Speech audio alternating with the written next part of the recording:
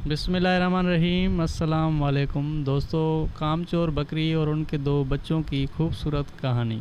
एक खूबसूरत गांव के आंगन में एक बकरी चांदनी आराम से सोई थी।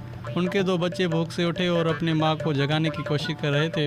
वो बार बार अपनी माँ को आवाज़ देने लगे कि हमें भूख लगी है। बकरी को ये बिल्कुल अच्छा नहीं लगा कि उसे सुबह सुबह जगाया जा रहा है। वो और भी सोना चाहती थी, मगर बच्चे भूख की वजह से उसे तंग कर रहे थे, क्योंकि उन्होंने पिछली रात से कुछ ही नहीं खाया था। चांदनी बकरी को ना चाहते हुए फिर भी उठना पड़ा। वो कहने लगी कि ये बच्चे मुझे चैन से सोने ही नहीं देते। जब उसने अपने बच्चों से पूछा कि कल वाला लाया गया खाना कहाँ है, तो बच्चों ने उसे जवाब दिया कि वो तो हम खा चुके हैं। ये सुनकर बकरी को गुस्सा आया और कहने लगी कि तुम्हारे पेट तो जैसे कोई कुएं हैं, जितना भी खाना लाती हूँ वो सब खा जाते हो। आखिरकार बकरी मजबूर होकर खेत में खाने की तलाश में निकल पड़ी। वो सोचती जा रही थी कि उन बच्चों ने तो नाक में दम कर रखा है, उन्हें क्या पता कि खाना लाने में कितनी मेहनत लगती है। चांदनी एक कामचोर और सुस्त बकरी थी। उसे सारा दिन सिर्फ सोना पसंद था। उसे पिछली बार तो जैसे तैसे जंगल से खाना मिल गया था, लेकिन अब तो वहाँ के जानवर उसे कुछ देने को तैयार ही नहीं थे। वो सोचने लगी कि अब खाना कहाँ से लाए। इतने में उसे दूर से एक बड़ा बाग नजर आया, जिसमें बहुत सारे फलों के पेड़ मौजूद थे।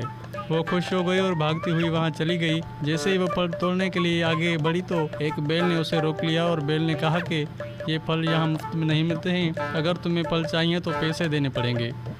बकरी ने बैल से कहा कि मेरे बच्चे घर में भूखे हैं। बैल को उस पर तरस आया। बैल ने कहा कि अगर तुम रोज़ाना बाग में पानी दोगी तो तुम रोज़ यहाँ से फल ले जा सकती हो। मगर बकरी ने वहाँ काम करने से इनकार कर दिया और वहाँ से चली गई। आगे से उसके पैर जलते जलते दुखने लगे। वो थक गई थी और कहने लगी कि थोड़े से खाने के लिए कितना चलना पड़ता है। इतने में उसे दूर से एक घर नज़र आया, जहाँ दो बकरियाँ खाना खा रही थी। बकरी ने सोचा कि इनसे जाकर कुछ ले लेती हूँ। वो उनके पास पहुंची, मगर वहाँ भी उसे साफ जवाब मिला कि यहाँ मुफ्त में खाना नहीं मिलता।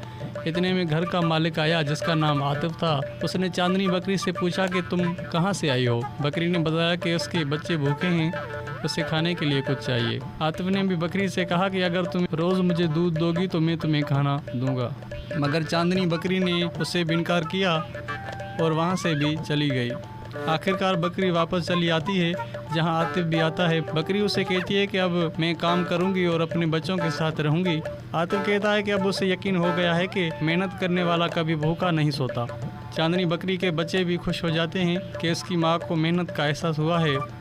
इस दिन के बाद बकरी अपने बच्चों के साथ आतिफ की खेत में काम करती है और पेट भरकर खाना खाती है। अगर आपने अभी तक हमारे चैनल को लाइक और सब्सक्राइब नहीं किया तो प्लीज़ लाइक और सब्सक्राइब कर दें।